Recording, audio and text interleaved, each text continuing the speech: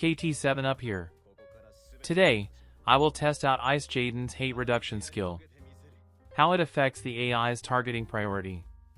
And is there a possible way to continuously generate hate in a battle to bypass this ability? I usually do unit builds and review videos. Subscribe if you want to see how future units perform in auto PvP settings. Before we begin our tests, let's go over the basics of hate in the game. Typically, a unit can acquire hate in a few different ways. From master ability, passive ability, active skills, and equipments. Hate generated by active skills such as self-buffs and taunting blade can be dispelled by abilities such as dispel spread. However, hate from master ability, passive ability, and equipments cannot be dispelled. But this standard is now changed with Ice Jayden's ability. Hate from all sources can be reduced to 0. It is not considered as a dispel, it is a straight-up reduction. This ability is somewhat game-changing. Tanks will not be able to protect the backline units for as long as before. However, initial movements will not be affected, the enemy team will still move towards the tank side of the map. Also, units with a negative hate value will not be affected by this skill. Each time a unit gets attacked, the hate value decreases by 2. As you can see here, Dialdo has a hate value of 5 at the start of a fight. After receiving 1 hit, the value is reduced to 3. So that means he can take 3 hits before his hate value drops to 0. And he can protect his teammates for a minimum of 3 hits. That's the basics of hate value in the game. Now let's see how this hate reduction ability changes the opponent's AI. These are the teams I am testing with. Dialdo starts off with 5 hate from passive, and he will increase his hate by 12 with his self-buff on the first turn. Pay attention to Alaya's movement. She will be the unit that acts differently. In this first match, I turned off Jayden's hate reduction skill. So this is how the AI would act under normal condition. All the units will get their buff online. Dialdo's hate buff is now online. He has a total of 17 hate and should tank for 6 hits.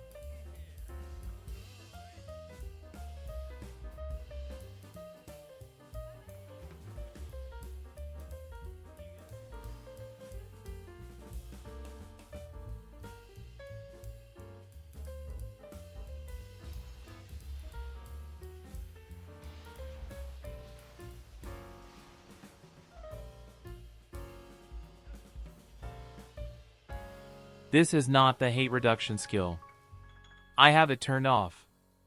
Alaya should go over and attack Dialdo. There it is, she opted to attack the unit with hate even though another unit is in range. Okay, there is no need to see the rest of this match. Let's turn on the hate reduction skill and try it again. The teams are the same. Let's speed up the buffs.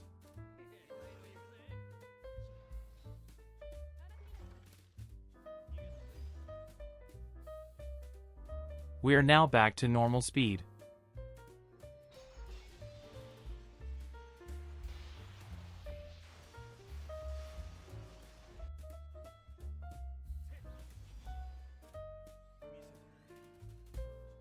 This is the hate reduction skill. Dialdo now has 0 hate.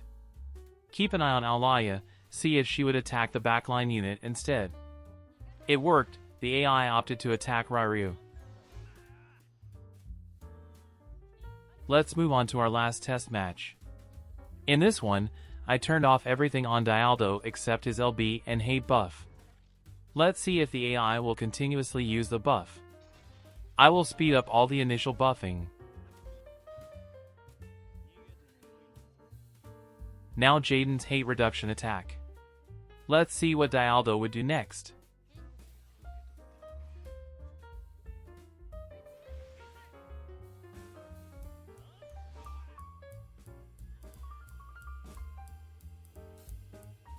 Nope, the AI opted to normal attack Jayden. That is because his hate buff also grants him elemental chain damage buff and HP regen. As long as these two conditions are online, he will not renew the buff. So the only way to continuously generate hate would be an attacking skill like Taunting Blade. The AI will keep on using it as long as the unit has enough AP and available uses. Also, all other attack moves would likely need to be turned off, or else the AI would opt to use an attack that deals the most damage. Okay, so what does this mean? I think the value of tanks is significantly reduced. We can still use tank to dictate opponents' initial movements. However, once this skill is used, the opponent's AI will opt to walk behind the tank and use the most powerful single-target skills against backline units instead of large AoEs. Just think of Sephiroth using Telluric Fury on your healer instead of Hell's Gate targeting multiple units. The time of building single-target resist is coming. That's my conclusion. That's all I have for today. Thank you for watching. Have a good one.